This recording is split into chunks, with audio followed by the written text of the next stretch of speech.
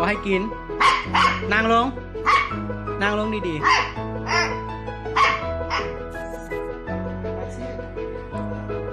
ร้อนแห้งหรอนะนอนตากพัดลมยิงตุ๊กตาอีกเพิ่นใหญ่เลยเดี๋ยวนี้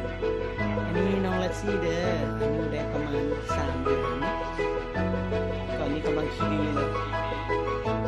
เห็นน้องใหญ่เป็นม้าลูกครึ่งบางแก้วในเรื่องลัซซี่ตาแดงตาน้องมี2 สีขาวสีดำลัซซี่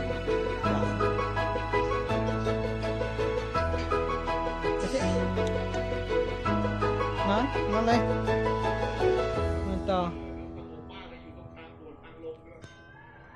เอาเสียให้เนี่ยเสียให้เนี่ยเสียให้เนี่ยแล้วเสีย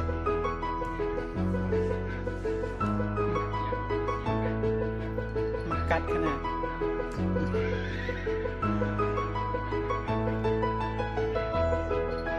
นอนเลยนอนเลย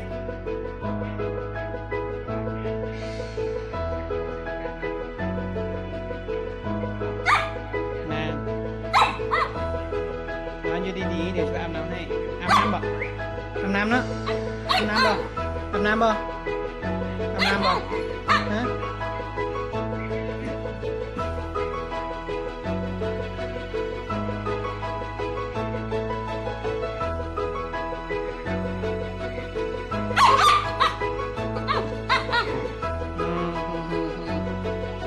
ความดื้อของเพื่อน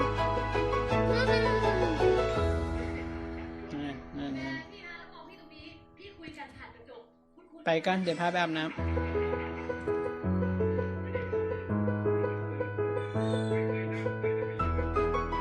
ไป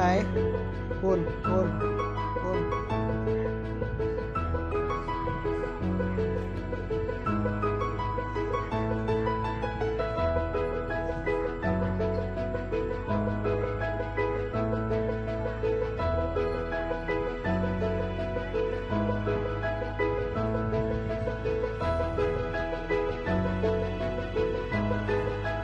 นอนแล้วเดี๋ยวพาไปอาบน้ำ